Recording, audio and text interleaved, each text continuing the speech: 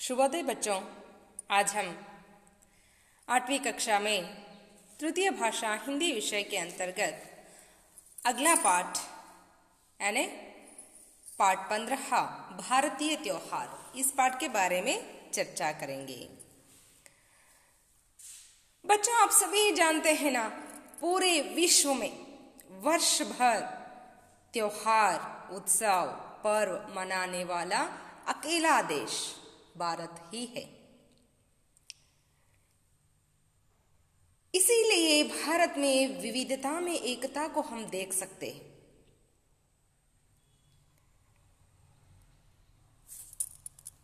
क्योंकि भारत देश में अनेक धर्म, जाति, पंथ के लोग रहते हैं, फिर भी वे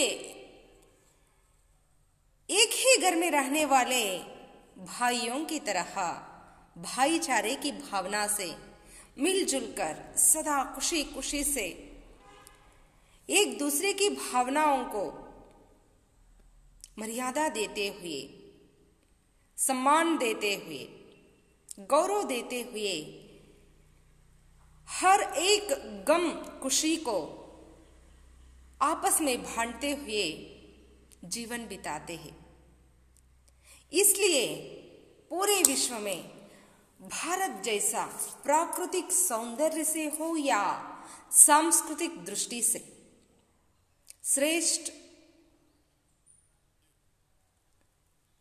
और अमीर देश को हम कहीं भी देख नहीं सकते हैं। ಮಕ್ಕಳೇ, ಇಂದು ನಾವು 8ನೇ ತರಗತಿಯಲ್ಲಿ ಮತ್ತೊಂದು ಪಾಠ ಭಾರತೀಯ ತ್ಯೋಹಾರ ಅನ್ನೋ ಪಾಠದ ಬಗ್ಗೆ ಚರ್ಚಿಸೋಣ.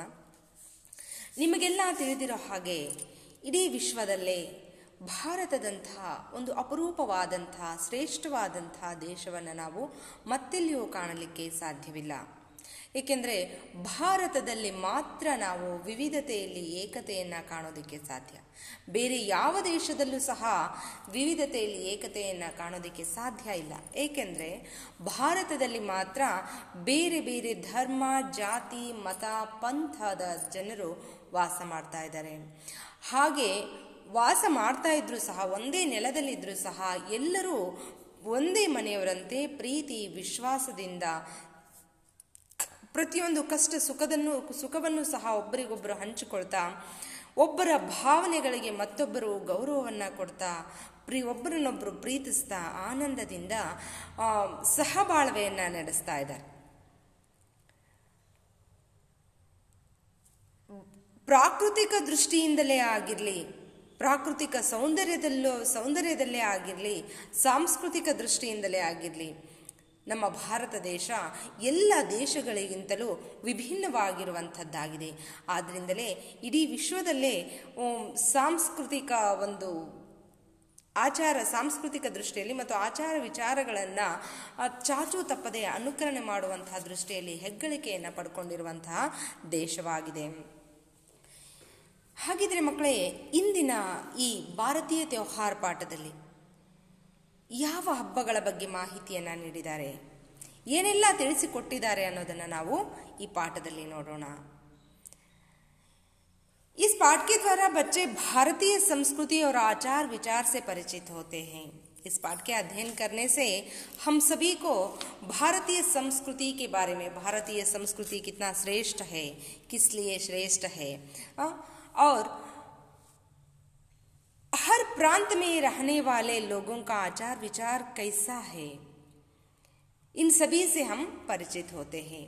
ಈ ಪಾಠದ ಅಧ್ಯಯನವನ್ನು ಮಾಡೋದ್ರಿಂದ ಭಾರತೀಯ ಸಂಸ್ಕೃತಿ ಹೇಗಿದೆ, ಭಾರತೀಯ ಸಂಸ್ಕೃತಿ ಯಾಕೆ ಶ್ರೇಷ್ಠವಾಗಿರುವಂತಹ ಸಂಸ್ಕೃತಿಯಾಗಿದೆ, ಅನೇಕ ಪ್ರಾಂತ್ಯದಲ್ಲಿರುವಂತಹ ಬೇರೆ ಬೇರೆ ಧರ್ಮ, ಜಾತಿ, ಮತ, ಪಂಥದ ಜನರು ಯಾವ್ಯಾವ ಆಚಾರ ವಿಚಾರಗಳನ್ನು ತಮ್ಮ ಜೀವನದಲ್ಲಿ ರೂಢಿಸಿಕೊಂಡು ತಮ್ಮ ಜೀವನವನ್ನು ನಡೆಸ್ತಾ ಇದ್ದಾರೆ, ಎಂಥ ಪದ್ಧತಿಗಳನ್ನು ಚಾಚು ತಪ್ಪದೆ ಇಂದಿಗೂ ಸಹ ಪಾಲನೆ ಮಾಡ್ಕೊಂಡು ಬರ್ತಾ ಇದ್ದಾರೆ, ಆ ಪದ್ಧತಿಗಳ ಹಿಂದಿನ ಒಂದು ಉದ್ದೇಶ ಏನು, ಮೌಲ್ಯ ಏನು ಅನ್ನೋದನ್ನು ನಾವು ಈ ಪಾಠದಲ್ಲಿ ಕೆಲವು ಹಬ್ಬಗಳ ಮುಖಾಂತರ ತಿಳಿದುಕೊಳ್ಳೋಣ.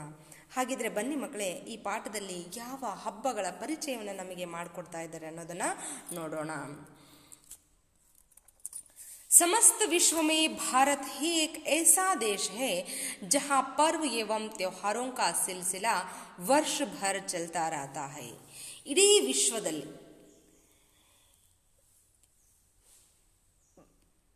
ಬೇರೆ ಯಾವ ದೇಶದಲ್ಲಿಯೂ ಸಹ ಭಾರತದ ಹಾಗೆ ಹಬ್ಬಗಳನ್ನು ಆಚರಿಸುವಂಥ, ಅಂದರೆ ವರ್ಷ ಪೂರ್ತಿ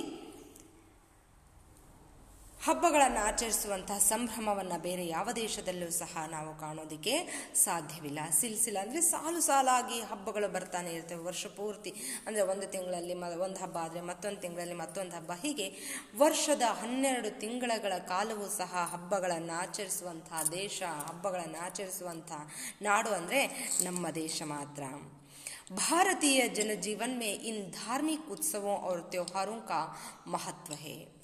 ಭಾರತೀಯರ ಜನರ ನರನಾಡಿಗಳಲ್ಲೆಲ್ಲ ಈ ಧಾರ್ಮಿಕ ಹಬ್ಬಗಳ ಬಗ್ಗೆ, ಈ ಉತ್ಸವಗಳ ಬಗ್ಗೆ ವಿಶೇಷವಾದಂತಹ ಒಂದು ಗೌರವವಿದೆ. ವಿಶೇಷವಾಗಿ ಆಚರಿಸ್ಕೊಂಡು ಬಂದಿರುವಂತಹ ಪದ್ಧತಿಗಳನ್ನು ಚಾಚೂ ತಪ್ಪದೆ ಈಗಲೂ ಸಹ ಆಚರಿಸ್ಕೊಂಡು ಬರ್ತಾ ಇದ್ದಾರೆ. ಅದಕ್ಕೆಲ್ಲ ಕಾರಣ ಹಬ್ಬಗಳನ್ನು ಆಚರಿಸುವುದರ ಹಿನ್ನೆಲೆ, ಯಾಕೆ ಹಬ್ಬಗಳಿಗೆ ಅಷ್ಟು ಮಹತ್ವವನ್ನು ಕೊಟ್ಟಿದ್ದಾರೆ, ಅದರ ಉದ್ದೇಶ ಏನು ಅನ್ನೋದೇ ಆಗಿದೆ.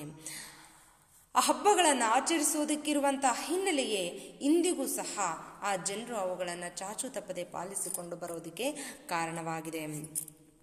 ऐसे अनेक त्योहार हैं जैसे मकर संक्रांति, बैसाखी, युगादि, ओणम, विशु, क्रिसमस, ರಂಜಾನ್ ಇತ್ಯಾದಿ.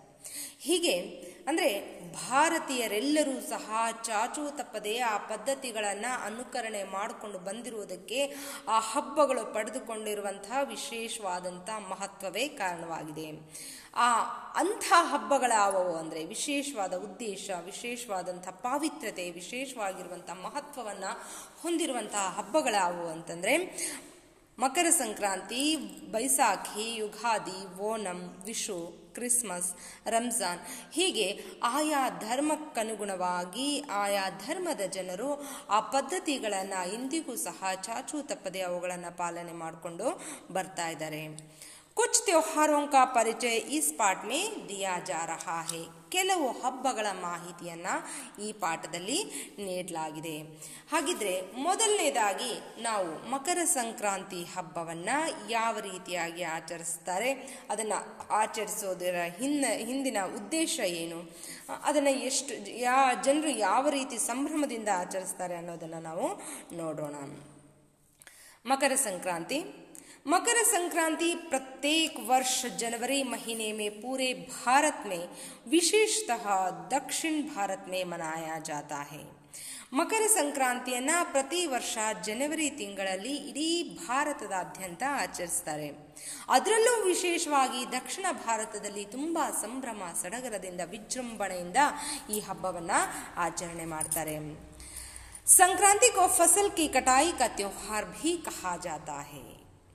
ಈ ಹಬ್ಬವನ್ನು ಮನುಷ್ಯನ ತಲೆ ಎತ್ತರಕ್ಕೂ ಬೆಳೆದು ನಿಂತಿರುವಂತಹ, ಕಣ್ಣಿಗೆ ಹಬ್ಬವನ್ನುಂಟು ಮಾಡುವಂತಹ ಆ ಫಸಲು ಕಟಾವಿಗೆ ಸಿದ್ಧವಾಗಿರುವಂಥ ಸಂದರ್ಭದಲ್ಲಿ ಈ ಹಬ್ಬವನ್ನು ಆಚರಣೆ ಮಾಡೋದರಿಂದ ಈ ಹಬ್ಬವನ್ನು ಫಸಲ್ ಕಿ ಕಟಾಯಿ ಕಾ ತ್ಯೋಹಾರ್ ಅಂತಲೂ ಸಹ ಕರೀತಾರೆ.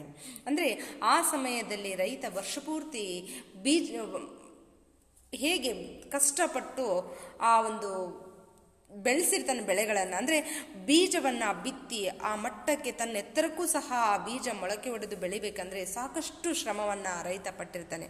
ಆ ಬೆಳೆಗಳ ದಟ್ಟವಾಗಿ ಸೋಂಪಾಗಿ ಬೆಳೆದು ನಿಂತಿರುವಂತಹ ಬೆಳೆಗಳ ಹಿಂದೆ ರೈತನ ಪರಿಶ್ರಮ, ರೈತನ ಬೆವರು ಇರುತ್ತೆ. ಆ ಪರಿಶ್ರಮ, ಅಷ್ಟೊಂದು ಪರಿಶ್ರಮ ಪಟ್ಟು ಕಷ್ಟಪಟ್ಟು ಅವನು ದುಡಿದಿದ್ದಕ್ಕೆ ಸಾರ್ಥಕತೆ ಆಗಿರುತ್ತೆ. ಆ ಫಸಲನ್ನು ಬೆಳೆದು ನಿಂತಿರುವಂತಹ, ಸೋಂಪಾಗಿ ದಟ್ಟವಾಗಿ ಬೆಳೆದು ನಿಂತಿರುವಂತಹ ಫಸಲನ್ನು ನೋಡಿ ಕಣ್ ತುಂಬಿಕೊಳ್ತಾನೆ ರೈತ.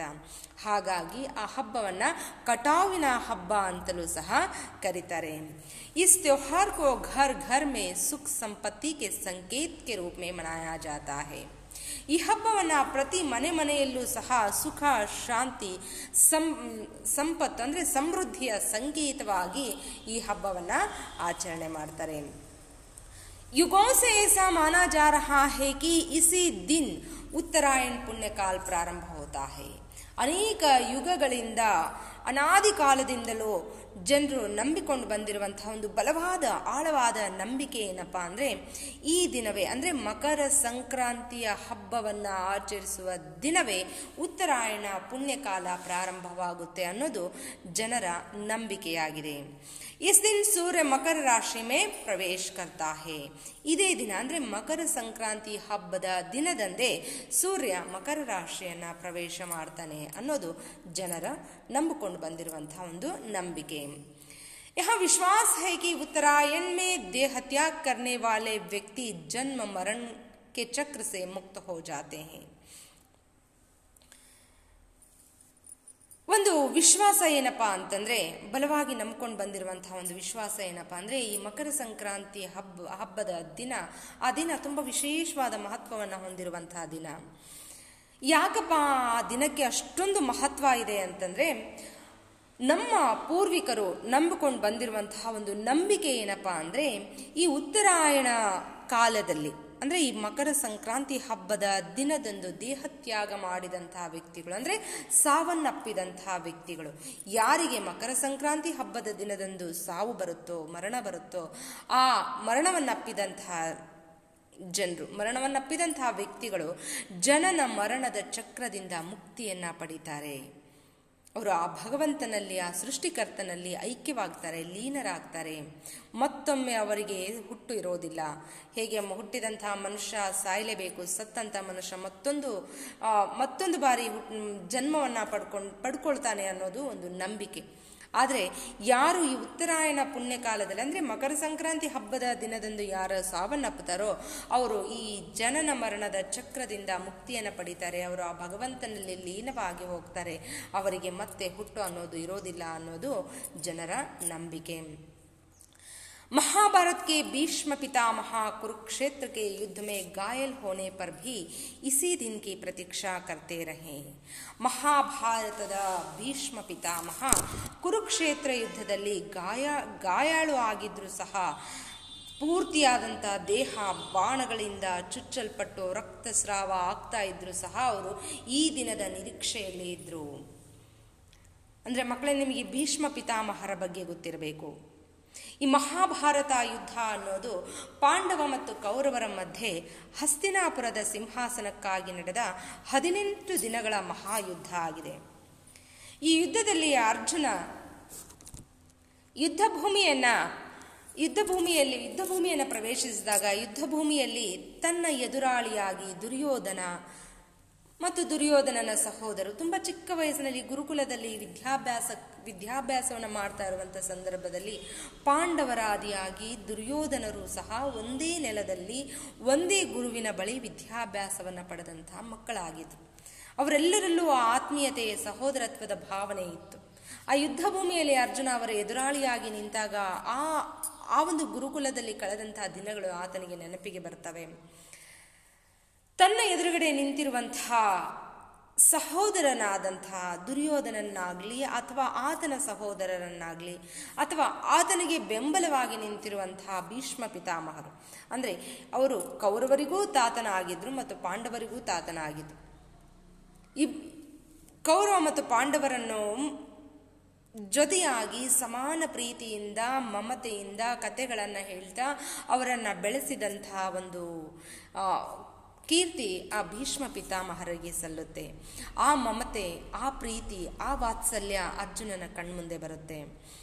ಹಾಗೂ ತಮಗೆ ವಿದ್ಯೆಯನ್ನು ಧಾರೆ ಎರೆದಂತಹ ದ್ರೋಣಾಚಾರ್ಯರನ್ನು ಕಂಡಾಗೂ ಸಹ ಆ ಗುರುಗಳನ್ನು ಮತ್ತು ಆ ತಾತನವರನ್ನು ಮತ್ತು ತನ್ನ ಸಹೋದರರಾದಂತಹ ದುರ್ಯೋಧನ ಮತ್ತು ಆತನ ಸಹೋದರರನ್ನು ನಾನು ಹೇಗೆ ಕೊಲ್ಲಿ ಅಂತೇಳಿ ಕೃಷ್ಣ ದುಃಖ ಪಡ್ತಾ ನಿಂತ್ಕೊಂಡಿದ್ದ, ಯೋಚನೆ ಮಾಡ್ತಾ ಇದ್ದ ಯುದ್ಧ ಭೂಮಿಯಲ್ಲಿ ಹೆಂಗಪ್ಪ ಇವ್ರನ್ನ ಕೊಲ್ಲೋದು ಅಂತ. ಯುದ್ಧ ಪ್ರಾರಂಭವಾದ ಮೊದಲನೇ ದಿನ ಆ ರೀತಿಯಾಗಿ ಯುದ್ಧ ಭೂಮಿಯಲ್ಲಿ ನಿಂತಂಥ ಅರ್ಜುನ ಅವರೆಲ್ಲರನ್ನ ನೋಡಿ ಶೋಕಿಸ್ತಾ ಇದ್ದ. ಆಗ ಅರ್ಜುನನ ಸಾರಥಿಯಾಗಿದ್ದಂಥ ಶ್ರೀಕೃಷ್ಣ ಅರ್ಜುನ ಶೋಕಿಸ್ತಾ ಇರೋದನ್ನು, ದುಃಖ ಪಡ್ತಾ ಇರೋದನ್ನು ಕಂಡು, ನಿನ್ನ ಈ ದುಃಖ ಶೋಕಕ್ಕೆ ಯೋಗ್ಯವಾಗಿರುವುದಲ್ಲ ಪಾರ್ಥ. ಯಾಕೆಂದ್ರೆ ನೀನು ಅವರನ್ನು ಈಗ ಸಹೋದರರಂತೆ ಕಾಣಬೇಡ, ಅವರು ನಿನ್ನ ಎದುರಾಳಿ ಅಷ್ಟೇ. ಇನ್ನೊಂದು ವಿಷಯ, ಶರೀರಕ್ಕೆ ಸಾವಿರುತ್ತೆ ಹೊರತು ಆತ್ಮಕ್ಕೆ ಸಾವಿಲ್ಲ. ಆತ್ಮ ಅನಂತವಾಗಿರುವಂತಹದ್ದು. ಈ ಯುದ್ಧದಲ್ಲಿ ಶರೀರಕ್ಕೆ ಸಾವಾಗುತ್ತಷ್ಟೇ, ಶರೀರ ನಶ್ವರವಾಗುತ್ತಷ್ಟೇ. ಆದರೆ ಆ ನಿನ್ನ ಸಹೋದರರ ಆತ್ಮವೆಲ್ಲವೂ ಸಹ ಅನಂತವಾಗಿರ್ತವೆ, ಆತ್ಮಕ್ಕೆ ಸಾವಿಲ್ಲ ಅಂತ ಹೇಳಿದಾಗ ಅರ್ಜುನ ಹೇಳ್ತಾನೆ, ಶರೀರದ ರೂಪದಲ್ಲಿ ಕಾಣುವಂತಹ ಇವರನ್ನು ನಾನು ಯುದ್ಧದಲ್ಲಿ ಕೊಲ್ಲುವುದಾದರೂ ಹೇಗೆ ಅಂಥೇಳಿ ಮತ್ತೆ ಆ ಕೃಷ್ಣನನ್ನು ಪ್ರಶ್ನೆ ಮಾಡ್ತಾನೆ. ಆಗ ಕೃಷ್ಣ ಅರ್ಜುನನಿಗೆ ಹೇಳ್ತಾನೆ, ಹುಟ್ಟು ಸಾವು ಚಕ್ರದಂತೆ. ಹೇಗೆ ಒಂದು ಚಕ್ರ ತಿರುಗ್ತಾ ಇದ್ರೆ ಮೇಲಿರೋರು ಕೆಳಗೆ ಹೋಗ್ತಾರೆ, ಕೆಳಗಿರೋರು ಮೇಲೆ ಬರ್ತಾರೆ, ಹಾಗೆಯೇ ಹುಟ್ಟಿದಂಥ ಮನುಷ್ಯ ಸಾಯಲೇಬೇಕು. ಪುನರಪಿ ಜನನಂ ಪುನರಪಿ ಮರಣ ಶರೀರದ ಅಂತಿಮ ಸತ್ಯ. ಶರೀರದ ಯೋಚನೆಯನ್ನ ನೀನು ಬಿಟ್ಟು ನಿನ್ನ ಧರ್ಮವನ್ನ ಪಾಲಿಸು, ಅದೇ ನಿನ್ನ ನಿಜವಾದ ಕರ್ತವ್ಯ. ಕರ್ಮಣ್ಣೆ ವಾದಿಕಾರಸ್ತೆ ಮಾ ಫಲೇಶು ಕದಾಚನ. ಭವಿಷ್ಯದ ಯೋಚನೆಯನ್ನ ನೀನು ಬಿಟ್ಟು ನಿನ್ನ ಈಗಿನ ಧರ್ಮವನ್ನ ನೀನು ಪಾಲಿಸು. ನಿನ್ನದು ಕ್ಷತ್ರಿಯ ಧರ್ಮ. ಅಧರ್ಮದ ವಿರುದ್ಧ ಶಸ್ತ್ರವನ್ನ ಹೂಡುವುದು ನಿನ್ನ ಸರಿಯಾದ ಕರ್ತವ್ಯ ಅಂತ ಹೇಳಿ ಅರ್ಜುನನಿಗೆ ಸರಿಯಾದ ಮಾರ್ಗವನ್ನು ತೋರಿಸ್ತಾನೆ, ದಾರಿಯನ್ನು ತೋರಿಸ್ತಾನೆ. ಹೀಗೆ ಪ್ರಾರಂಭವಾದಂತಹ ಯುದ್ಧ ಭೀಕರ ರೂಪವನ್ನು ಪಡ್ಕೊಳ್ಳುತ್ತೆ. ಕೌರವರಲ್ಲೂ ಸಹ ಅನೇಕ ಜನ ಸಾಯ್ತಾರೆ. ಕೌರವನ ಎಲ್ಲ ಸಹೋದರರು ಸಹ ಸಾಯ್ತಾರೆ. ಪಾಂಡವರಲ್ಲೂ ಸಹ ಎಲ್ಲರೂ ಅನೇಕ ವೀರರನ್ನ ಪಾಂಡವರು ತಮ್ಮ ಮಕ್ಕಳನ್ನ ಹೀಗೆ ಕಳ್ಕೊಳ್ತಾರೆ. ಹೀಗೆ ಭಯಂಕರವಾಗಿ ಯುದ್ಧ ನಡೀತಾ ಇರುವಂಥ ಸಂದರ್ಭದಲ್ಲಿ ಭೀಷ್ಮ ಪಿತಾರವರು ತುಂಬ ನಿಪುಣ ಚಾಣಾಕ್ಷ ಯುದ್ಧ ಕೌಶಲ್ಯವನ್ನು ಹೊಂದಿರುವಂಥ ವ್ಯಕ್ತಿಯಾಗಿದ್ದರು. ಅವರು ಪಾಂಡವರ ಅರ್ಧ ಸೇನೆಯನ್ನ ನಾಶ ಮಾಡಿದಾಗ ಶ್ರೀಕೃಷ್ಣ ಭೀಷ್ಮರನ್ನ ನೋಡಿ ಪಾರ್ಥ ಅಂದರೆ ಅರ್ಜುನನಿಗೆ ಹೇಳ್ತಾರೆ, ಭೀಷ್ಮ ಪಿತಾಮಹ ಇದೇ ರೀತಿ ಯುದ್ಧ ಮಾಡ್ತಾ ಇದ್ರೆ ಪಾಂಡವರಾದಂಥ ನಿಮಗೆ ಈ ಯುದ್ಧದಲ್ಲಿ ಸೋಲಾಗೋದು ಅಂತ.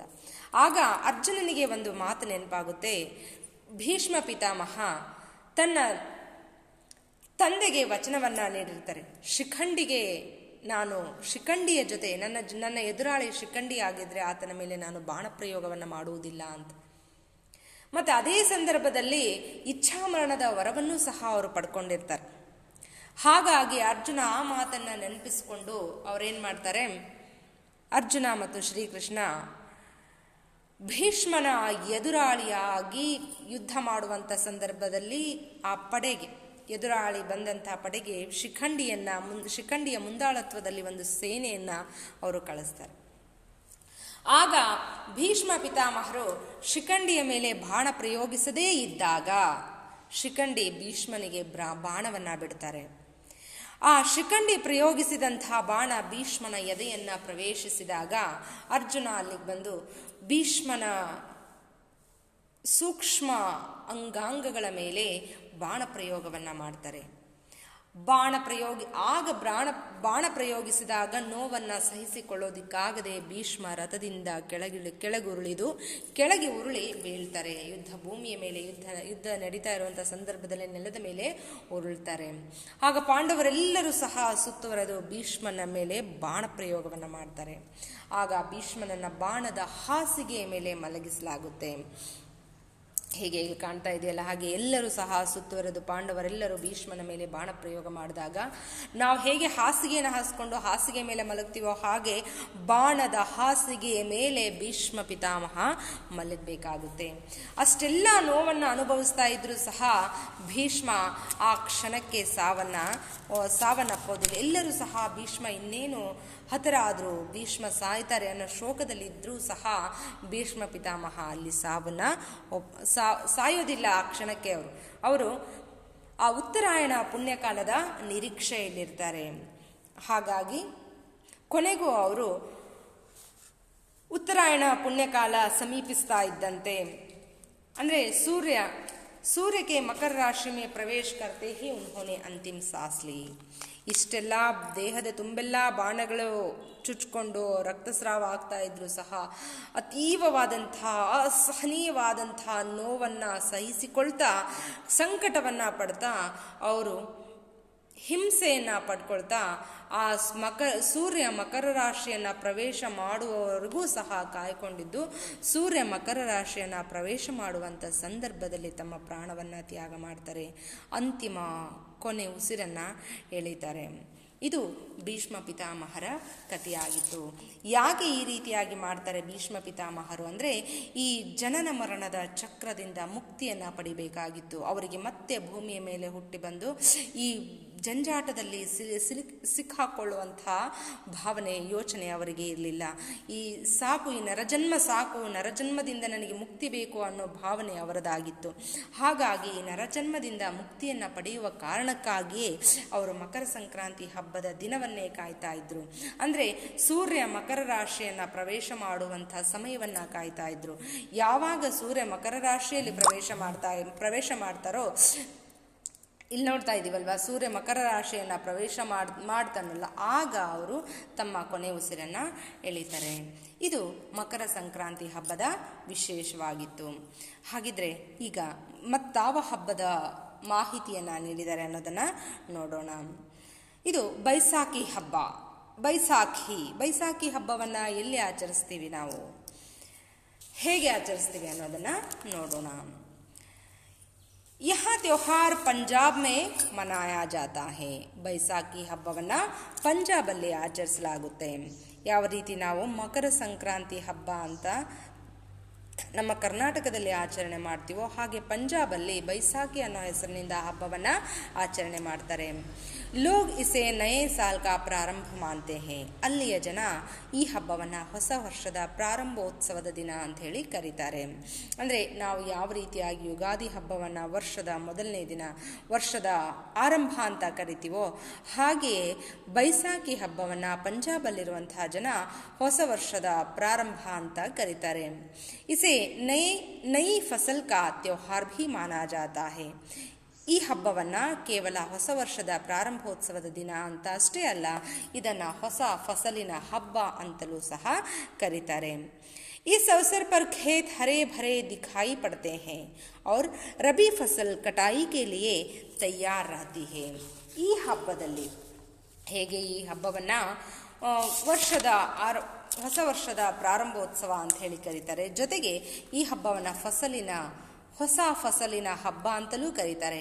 ಯಾಕಪ್ಪ ಈ ರೀತಿಯಾಗಿ ಕರೀತಾರೆ ಅಂದರೆ ಈ ಸಂದರ್ಭದಲ್ಲಿ, ಅವಸರ ಅಂದರೆ ಸಂದರ್ಭ, ಈ ಸಂದರ್ಭದಲ್ಲಿ ಹೊಲಗಳೆಲ್ಲವೂ ಸಹ ಎಲ್ಲ ಹೊಲಗದ್ದೆಗಳು ಹಚ್ಚ ಹಸಿರಿನಿಂದ ತುಂಬಿಕೊಂಡು ಸುಂದರವಾಗಿ ಕಾಣ್ತಾ ಇರ್ತವೆ. और रबी फसल कटाई के लिए तैयार रहती है. ತಲೆ ಎತ್ತರಕ್ಕೂ ಬೆಳೆದು ನಿಂತಿರುವಂಥ ಫಸಲು ಕಟಾವಿಗೆ ಸಿದ್ಧವಾಗಿ ಯಾವ ರೀತಿಯಾಗಿ ಮದುಮಗಳು ಅಲಂಕಾರಗೊಂಡು ತಾಳಿ ಕಟ್ಟಿಸ್ಕೊಳ್ಳೋದಕ್ಕೆ ಸಿದ್ಧವಾಗಿ ನಿಂತಿರ್ತಾಳೋ ಹಾಗೆಯೇ ಬೆಳೆದು ನಿಂತಿರುವಂಥ ಫಸಲು ಕಟಾವಿಗಾಗಿ ಸಿದ್ಧವಾಗಿ ನಿಂತಿರುತ್ತೆ. ಮಧುವಣಗಿತ್ತಿಯಂತೆ ಎಲ್ಲ ಹೊಲಗದ್ದೆಗಳು ಸಹ ಸುಂದರವಾಗಿ ಕಂಗೊಳಿಸ್ತಾ ಇರ್ತವೆ. इसके कारण गांवों के किसान खुशी और उमंग से भर जाते हैं. ಇದೇ ಕಾರಣದಿಂದಾಗಿ ಇನ್ನೇನು ನಾವು ವರ್ಷಪೂರ್ತಿ ಕಷ್ಟಪಟ್ಟಿರೋದಕ್ಕೆ ಒಳ್ಳೆಯ ಫಲ ನಮಗೆ ಸಿಗುತ್ತೆ, ಒಳ್ಳೆಯ ಬೆಲೆ ಸಿಗುತ್ತೆ, ದವಸ ಧಾನ್ಯಗಳನ್ನೆಲ್ಲ ನಾವು ಮಾರಿ ಒಳ್ಳೆಯ ಹಣವನ್ನು ಸಂಪಾದನೆ ಮಾಡಬಹುದು, ನಮ್ಮ ಎಲ್ಲ ಇಷ್ಟಾರ್ಥಗಳನ್ನು ಪೂರೈಸ್ಕೊಳ್ಬೋದು ಅನ್ನೋ ಖುಷಿಯಿಂದನೇ ಎಲ್ಲ ಆ ಹಳ್ಳಿಗಳಲ್ಲಿರುವಂತಹ ಎಲ್ಲ ರೈತರು ಸಹ ಸಂತೋಷದಿಂದ ತುಂಬ ಹೋಗಿರ್ತಾರೆ, ಕುಣಿದಾಡ್ತಾ ಇರ್ತಾರೆ, ಹರ್ಷದಿಂದ, ಸಂತೋಷದಿಂದ, ಸಡಗರದಿಂದ, ಸಂಭ್ರಮದಿಂದ ಇರ್ತಾರೆ. ಇಸಿಲಿಯೇ ಇಸ್ ಪರ್ವ ಕೋ ಉತ್ಸವ ಕೆ ರೂಪ ಮೇ ಮನಾತೆ ಹೇ. ಈ ಕಾರಣಕ್ಕಾಗಿ ಈ ಹಬ್ಬವನ್ನು ಕೇವಲ ಹಬ್ಬದ ರೂಪದಲ್ಲಿ ಆಚರಣೆ ಮಾಡೋದಿಲ್ಲ, ಬದಲಾಗಿ ಇದನ್ನು ಒಂದು ಉತ್ಸವದ ರೂಪದಲ್ಲಿ, ಒಂದು ಜಾತ್ರೆಯ ರೂಪದಲ್ಲಿ ಈ ಹಬ್ಬವನ್ನು ಆಚರಣೆ ಮಾಡ್ತಾರೆ. इस त्योहार के दिन सब मिलकर ओजपूर्ण बांग्ड़ा और गिद्ध नृत्य करते हैं. ಈ ಹಬ್ಬದ ದಿನ ಎಲ್ಲರೂ ಸೇರಿ ವಿಶೇಷವಾಗಿ ಈ ಹಬ್ಬವನ್ನು ಆಚರಿಸ್ತಾರೆ. ವಿಶೇಷವಾಗಿ ಈ ಹಬ್ಬವನ್ನು ಯಾವ ರೀತಿಯಾಗಿ ಆಚರಿಸ್ತಾರೆ ಅಂತಂದರೆ, ಈ ಹಬ್ಬದಲ್ಲಿ ಭಾಂಗ್ಡಾ ನೃತ್ಯ ಅಂದರೆ ಪರಂಪರಾಗತವಾಗಿ ಆ ನೃತ್ಯಕ್ಕೆಂದೇ ಮೀಸಲಾಗಿರುವಂತಹ ಬಟ್ಟೆಗಳನ್ನು ಧರಿಸ್ಕೊಂಡು, ಮಕ್ಕಳ ಈ ಚಿತ್ರದಲ್ಲಿ ನಾವು ನೋಡ್ತಾ ಇರ್ಬೋದು ಯಾವ ರೀತಿಯಾಗಿ ಪುರುಷರು ಒಂದು ರೀತಿಯ ಬಟ್ಟೆಯನ್ನು ಧರಿಸ್ಕೊಂಡಿದ್ದಾರೆ, ಸ್ತ್ರೀಯರು ಒಂದು ರೀತಿಯ ಬಟ್ಟೆಗಳನ್ನು ಧರಿಸ್ಕೊಂಡಿದ್ದಾರೆ. ಹೀಗೆ ಈ ಚಿತ್ರದಲ್ಲಿ ಕಾಣಿಸುವುದೆಲ್ಲವೂ ಸಹ ಭಾಂಗ್ಡಾ ನೃತ್ಯದ ದೃಶ್ಯಗಳೇ. ಈ ರೀತಿಯಾಗಿ ಆ ನೃತ್ಯಗಳಿಗೆ ಮೀಸಲಾಗಿರುವಂತಹ ಉಡುಪುಗಳನ್ನು ಧರಿಸಿ ಅವರು ಸಂಭ್ರಮದಿಂದ ಈ ಹಬ್ಬವನ್ನು ಆ ಹೊಲಗದ್ದೆಗಳಲ್ಲೇ ಸಹ ಅವರು ನೃತ್ಯವನ್ನು ಮಾಡ್ತಾ ಇದ್ದಾರೆ. ಅಷ್ಟೊಂದು ಸಂಭ್ರಮದಿಂದ ಸಡಗರದಿಂದ ಆಚರಿಸುವಂಥ ಹಬ್ಬ ಇದಾಗಿದೆ. ಹೀಗೆ ಅವರು ಭಾಂಗ್ಡಾ ನೃತ್ಯವನ್ನು ಸಹ ಮಾಡ್ತಾರೆ. ಹಾಗೆ ಗಿದ್ದಾ ನೃತ್ಯಕ್ಕೂ ಸಹ ಅದರದೇ ಆದಂಥ ಒಂದು ಶೈಲಿ ಇದೆ, ಅದರದೇ ಆದಂಥ ಒಂದು ವೈಖರಿ ಇದೆ. ಮತ್ತು ಆ ನೃತ್ಯಕ್ಕಾಗಿಯೇ ಬೇರೆ ರೀತಿಯ ಉಡುಪುಗಳನ್ನು ಧರಿಸಿಕೊಂಡು ಅವರು ಗಿದ್ದಾ ನೃತ್ಯವನ್ನು ಮಾಡ್ತಾರೆ, ಭಾಂಗ್ಡಾ ನೃತ್ಯವನ್ನು ಸಹ ಹಬ್ಬದಲ್ಲಿ ಮಾಡ್ತಾರೆ. ಹೀಗೆ ಎಲ್ಲರೂ ಸೇರಿ ಸಾಮೂಹಿಕವಾಗಿ ಗಿದ್ದಾ ನೃತ್ಯ ಮತ್ತು ಭಾಂಗ್ಡಾ ನೃತ್ಯವನ್ನು ಅವರು ಅಲ್ಲಿ ಆಚರಣೆ ಮಾಡ್ತಾರೆ. ಇದು ನೃತ್ಯಕ್ಕೆ ಸಂಬಂಧಪಟ್ಟಿರೋ, ಅಂದರೆ ಯಾವ ರೀತಿಯಾಗಿ ಸಂಭ್ರಮದಿಂದ ಸಡಗರದಿಂದ ಜಾತ್ರೆಯ ರೂಪದಲ್ಲಿ ಆ ಹಬ್ಬವನ್ನು ಆಚರಣೆ ಮಾಡ್ತಾರೆ ಅನ್ನೋದಾದರೆ, ಜೊತೆಗೆ ಮನೆಯಲ್ಲಿ ಆ ಹಬ್ಬಕ್ಕೆ ಆ ಭಗವಂತನಿಗೆ ಅರ್ಪಿಸೋದಕ್ಕೆ ಯಾವ ರೀತಿಯ ಅಡಿಗೆಯನ್ನು ಮಾಡ್ತಾರೆ ಅನ್ನೋದನ್ನು ಸಹ ನಾವಿಲ್ಲಿ ಕಾಣಬಹುದು. इस दिन सभी लोग परंपरागत वस्त्र पहनते हैं. हम देखे हैं इस चित्र में, हम देख सकते हैं किस तरह सभी लोग एक ही जैसे कपड़े पहने हुए हैं. ಈ ಹಬ್ಬದಲ್ಲಿ ಪರಂಪರಾಗತವಾಗಿ ಬಂದಿರುವಂಥ ಉಡುಪುಗಳನ್ನೇ ಧರಿಸ್ತಾರೆ, ಸಾಂಪ್ರದಾಯಬದ್ಧವಾದಂಥ ಉಡುಪುಗಳನ್ನೇ ಧರಿಸ್ತಾರೆ ಅನ್ನೋದನ್ನು ನಾವು ಈ ಚಿತ್ರದಲ್ಲೂ ಸಹ ಕಾಣಬಹುದು. ಯಾವ ರೀತಿಯಾಗಿ ಎಲ್ಲರೂ ಸಹ ಒಂದೇ ತೆರನಾದ ಬಟ್ಟೆಗಳನ್ನು ಧರಿಸಿದ್ದಾರೆ.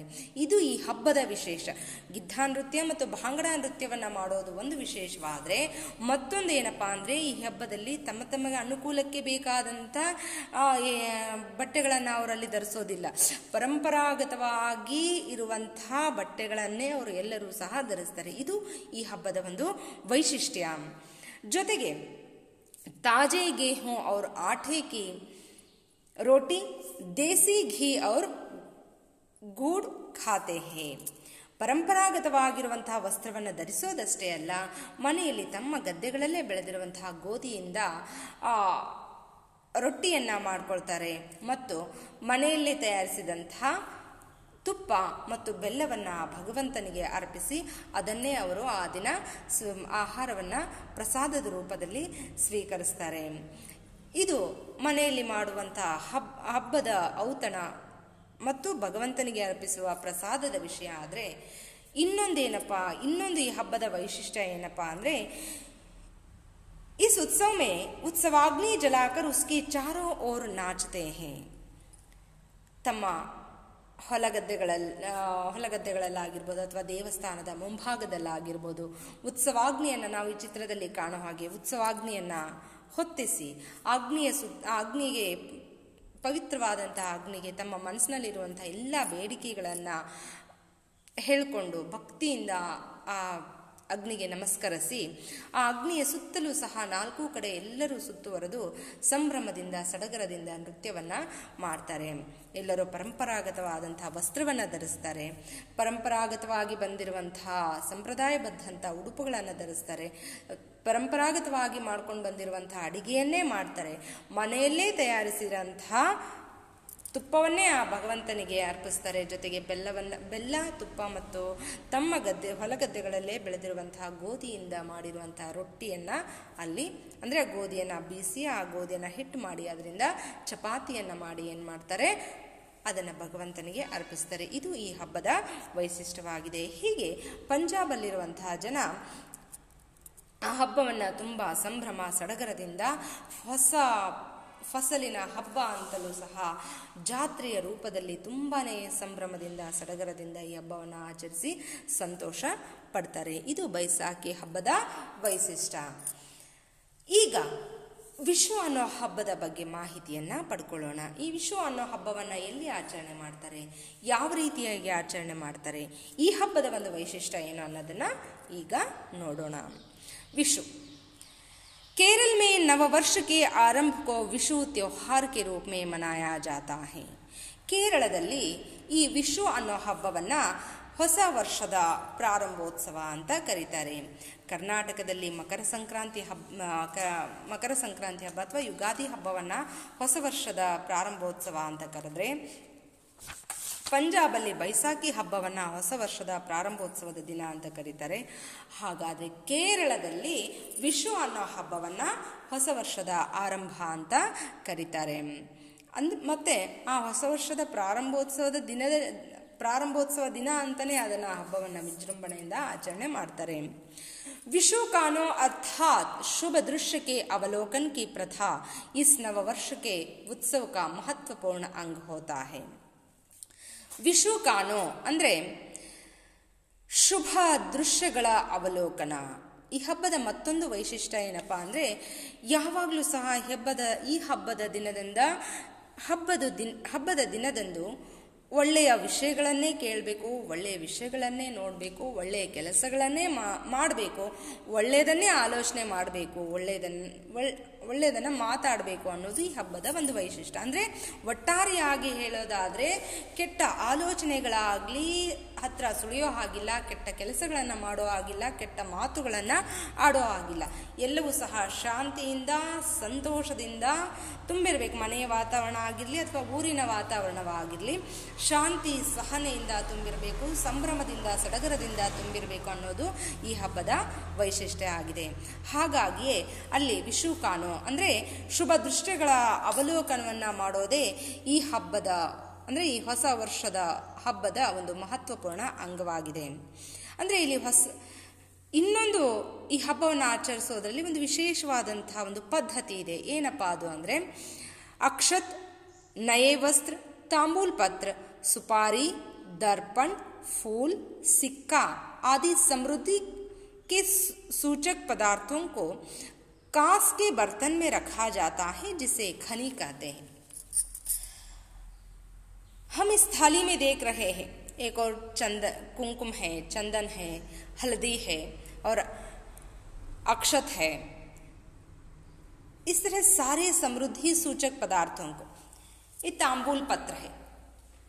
ತಾಂಬೂಲ್ ಪತ್ರ ಅಂದರೆ ನಾವು ಹಾಕೊಳ್ಳುವಂಥ ಸಿಹಿ ಊಟವನ್ನು ಮಾಡಿದಾದ ಮೇಲೆ ಹಾಕೊಳ್ಳುವಂಥ ವಿಳೆದೆಲೆ.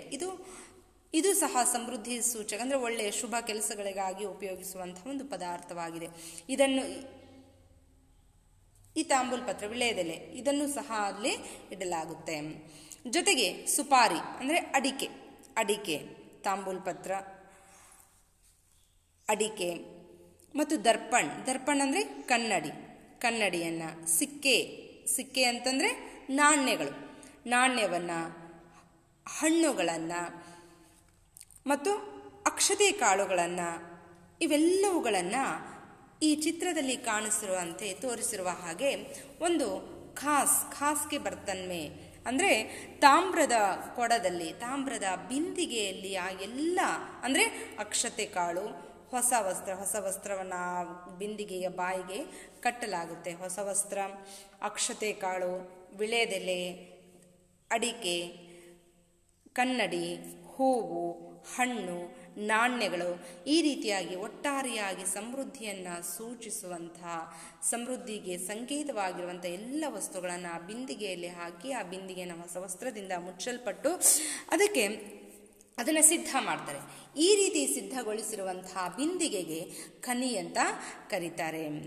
ಏನಂತ ಕರೀತಾರೆ? ಈ ಬಿಂದಿಗೆಗೆ ಖನಿ ಅಂತ ಕರೀತಾರೆ.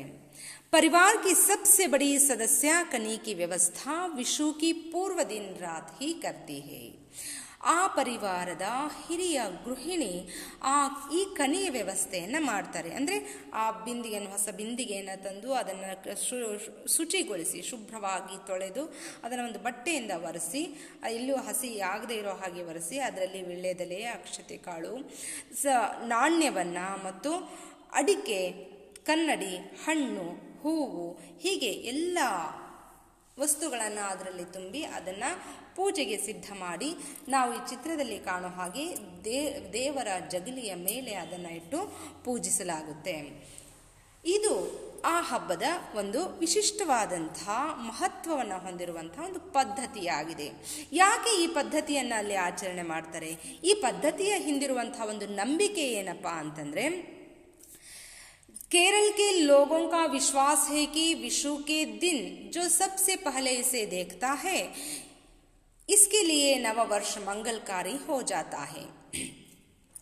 ಆ ಜನರಲ್ಲಿ ನಂಬ್ಕೊಂಡು ಬಂದಿರುವಂತಹ ಆಳವಾದ ಬಲವಾದ ನಂಬಿಕೆ ಏನಪ್ಪಾ ಅಂತಂದ್ರೆ, ಆ ಮನೆಯ ಗೃಹಿಣಿ, ಹಿರಿಯ ಗೃಹಿಣಿ ಎಲ್ಲರೂ ಮಲಗಿದಾದ ನಂತರ, ನಾಳೆ ಹಬ್ಬ ಇದೆ, ನಾಳೆ ವಿಶು ಅನ್ನೋ ಹಬ್ಬ ಇದೆ.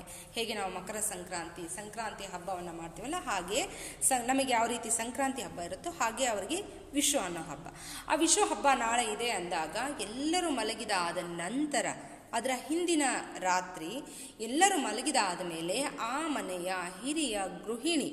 ಹಿರಿಯರಾದಂಥವರು ಆ ಗೃಹಿಣಿ ಏನು ಮಾಡ್ತಾರೆ, ಆ ಹೊಸ ಬಿಂದಿಗೆಯನ್ನು ಶುಚಿಗೊಳಿಸಿ ಅದರಲ್ಲಿ ಎಲ್ಲ ಸಮೃದ್ಧಿ ಸಂಕೇತವಾಗಿರುವಂಥ ವಸ್ತುಗಳನ್ನು ತುಂಬಿ ಆ ದೇವರ ಜಗಲಿಯ ಮುಂದಿಟ್ಟು ಅದನ್ನು ಸಿದ್ಧ ಮಾಡಿ ಬರ್ತಾರೆ. ಮತ್ತೊಂದು ನಂಬಿಕೆ ಏನಪ್ಪ ಅಂತಂದರೆ, ಅವರಲ್ಲಿರುವಂಥ ವಿಶ್ವಾಸ, ಬಲವಾಗಿ ಆಳವಾಗಿ ನಂಬಿರುವಂಥ ಒಂದು ವಿಶ್ವಾಸ ಏನಪ್ಪ ಅಂದರೆ, ಆ ಹಬ್ಬದ ದಿನದಂದು, ವಿಶುಕೆ ದಿನ, ಆ ಹಬ್ಬದ ದಿನದಂದು ಯಾರು ಎಲ್ಲರಿಗಿಂತ ಮುಂಚೆ ಎದ್ದು ತಮ್ಮ ಎಲ್ಲ ನಿತ್ಯ ಕರ್ಮಗಳನ್ನು ಮುಗಿಸ್ಕೊಂಡು ಸ್ನಾನಗಳನ್ನು ಮುಗಿಸ್ಕೊಂಡು ಭಕ್ತಿಯಿಂದ ದೇವರ ಹತ್ರ ಪ್ರಾರ್ಥನೆಯನ್ನು ಮಾಡಿಕೊಂಡು ಮನೆಯ ಎಲ್ಲ ಸದಸ್ಯರಿಗಿಂತ ಯಾರು ಮೊದಲಿಗೆ ದೇವರನ್ನ ಪ್ರಾರ್ಥಿಸ್ಕೊಂಡು ಆ ಕನಿಯನ್ನು ನೋಡ್ತಾರೋ, ಕನಿ ಅಂದರೆ ಯಾವ ಬಿಂದಿಗೆಯಲ್ಲಿ ಎಲ್ಲ ಸಮೃದ್ಧಿ ಸಂಕೇತವಾಗಿರುವಂತಹ ಪದಾರ್ಥಗಳನ್ನು ತುಂಬಿರಲಾಗಿರುತ್ತೋ ಆ ಬಿಂದಿಗೆಗೆ ಕನಿ ಅಂತ ಕರೀತಾರೆ. ಆ ಕನಿಯನ್ನು ನೋಡ್ತಾರೋ ಅವರು ತುಂಬ ಅದೃಷ್ಟವಂತರು. ಆ ವರ್ಷ ಪೂರ್ತಿ ಅವ್ರು ಏನು ಹೇಳ್ಕೊಳ್ತಾರೋ, ಏನು ಅಂದ್ಕೊಳ್ತಾರೋ ಅವೆಲ್ಲವೂ ಸಹ ಅವರಿಗೆ ಸಾಧ್ಯ ಆಗುತ್ತೆ, ಈಡೇರುತ್ತೆ. ಅವರು ಕಂಡಂಥ ಕನಸುಗಳು ಈಡೇರ್ತವೆ. ಅವರು ಅಂದ್ಕೊಂಡಿರುವಂಥ ಎಲ್ಲ ಕೆಲಸಗಳು ಅವರಿಗೆ ಯಶಸ್ವಿಯನ್ನು, ಗೆಲುವನ್ನು ತಂದು ಕೊಡ್ತವೆ. ಹೀಗೆ ಇಡೀ ವರ್ಷ ಅವರಿಗೆ ಮಂಗಳಮಯವಾಗಿರುತ್ತೆ ಅನ್ನೋದು ಅಲ್ಲಿಯ ಜನರ ಒಂದು ನಂಬಿಕೆ. ಹೀಗೆ ಇದು ಕೇರಳದಲ್ಲಿ ವಿಶು ಹಬ್ಬವನ್ನು ಆಚರಿಸುವಂಥ ಒಂದು ಪದ್ಧತಿ. ಆ ಹಬ್ಬವನ್ನು ಆಚರಿಸುವಂಥ ಒಂದು ಹಿನ್ನೆಲೆ, ಅದರ ಮಹತ್ವ ಇದಾಗಿದೆ. ಹೀಗೆ ಕೇರಳದಲ್ಲಿ ವಿಶು ಹಬ್ಬವನ್ನು ಹೊಸ ವರ್ಷದ ಪ್ರಾರಂಭೋತ್ಸವದ ದಿನ ಅಂಥೇಳಿ ತುಂಬ ಸಂಭ್ರಮ ಸಡಗರದಿಂದ ವಿಜೃಂಭಣೆಯಿಂದ ಆಚರಿಸ್ತಾರೆ. ಪಂಜಾಬಲ್ಲಿ ಬೈಸಾಖಿ ಹಬ್ಬವನ್ನು ಅದೇ ರೂಪದಲ್ಲಿ, ಉತ್ಸವಾಗ್ನಿ ಜಾತ್ರೆಯ ರೂಪದಲ್ಲಿ ಆ ಹಬ್ಬವನ್ನು ಸಂಭ್ರಮ ಸಡಗರದಿಂದ ಆಚರಿಸ್ತಾರೆ. ಕರ್ನಾಟಕದಲ್ಲೂ ಸಹ ಯುಗಾದಿ ಹಬ್ಬವನ್ನು ಮತ್ತು ಸಂಕ್ರಾಂತಿ ಹಬ್ಬವನ್ನು ಅದೇ ರೂಪದಲ್ಲಿ ಆಚರಿಸ್ತಾರೆ. ಹೀಗೆ ಪ್ರತಿಯೊಂದು ಇಡೀ ನಮ್ಮ ಭಾರತ ದೇಶ ಎಷ್ಟು ವಿಶಾಲವಾಗಿದೆಯೋ ಅಷ್ಟೇ ವಿಶಾಲವಾದಂಥ, ಅಷ್ಟೇ ಎಣಿಸಲಿಕ್ಕೆ ಸಾಧ್ಯವಾಗದೇ ಇರುವಷ್ಟು ಹಬ್ಬಗಳನ್ನು ಹೊಂದಿರುವಂಥ, ಹಬ್ಬಗಳನ್ನು ಆಚರಿಸುವಂತಹ ಒಂದು ದೇಶ ಇದಾಗಿದೆ. ನಾವು ಇಂದಿನ ತರಗತಿಯಲ್ಲಿ आज की कक्षा में हम मकर संक्रांति, बैसाखी और विशु, इन तीनों त्योहारों के बारे में काफ़ी जानकारी प्राप्त कर चुके हैं. ಇಂದಿನ ತರಗತಿಯಲ್ಲಿ ನಾವು ವಿಶು ಹಬ್ಬದ ಬಗ್ಗೆ, ಬೈಸಾಖಿ ಹಬ್ಬದ ಬಗ್ಗೆ, ಮಕರ ಸಂಕ್ರಾಂತಿ ಹಬ್ಬದ ಬಗ್ಗೆ ಸಾಕಷ್ಟು ಮಾಹಿತಿಯನ್ನು ತಿಳ್ಕೊಂಡ್ವಿ. ಆ ಹಬ್ಬವನ್ನು ಯಾವ ರೀತಿಯಾಗಿ ಆಚರಣೆ ಮಾಡ್ತಾರೆ, ಆ ಹಬ್ಬಗಳ ಹಿಂದಿನ ಮಹತ್ವ ಏನು, ಉದ್ದೇಶ ಏನು, ಯಾಕೆ ಆ ಹಬ್ಬಗಳನ್ನು ಆಚರಣೆ ಮಾಡ್ತಾರೆ, ಅದರ ಹಿಂದಿನ ಉದ್ದೇಶವನ್ನು ತಿಳ್ಕೊಂಡ್ವಿ. ಆ ಹಬ್ಬಗಳನ್ನು ಆಚರಿಸುವಂಥ ಪದ್ಧತಿ ಹೇಗಿದೆ, ಅವರು ಅನುಕರಣೆ ಮಾಡಿರುವಂಥ ರೀತಿ ರಿವಾಜುಗಳು ಹೇಗಿದ್ದಾವೆ, ಆ ಹಬ್ಬದ ದಿನದಂದು ಅವರು ಧರಿಸುವಂಥ ಉಡುಗೆ ತೊಡುಗೆಗಳು ಹೇಗಿರ್ತವೆ, ಆ ಹಬ್ಬದಲ್ಲಿ ಮಾಡುವಂಥ ಅಡುಗೆಗಳು ಹೇಗಿರ್ತವೆ, ಹೀಗೆ ಅನೇಕ ಮಾಹಿತಿಯನ್ನು ನಾವು ಪಡ್ಕೊಂಡ್ವಿ. ಈ ಎಲ್ಲ ಮಾಹಿತಿಗಳನ್ನು ನೆನಪಿನಲ್ಲಿಟ್ಕೊಂಡು ಮತ್ತೊಂದು ಬಾರಿ ನೀವು ಮನೆಯಲ್ಲಿ ಈ ಪಾಠಗಳನ್ನು ಓದಿ ಚೆನ್ನಾಗಿ ಅರ್ಥೈಸಿಕೊಳ್ಳ್ರಿ. हम कल की कक्षा में देखते हैं और आगे किन किन पर्वों के बारे में, त्योहारों के बारे में जानकारी दी गई है. उन सारे त्योहारों के बारे में हम अगले दिन यानी कल की कक्षा में चर्चा करेंगे. तो तब तक के लिए बच्चों आप सभी को धन्यवाद.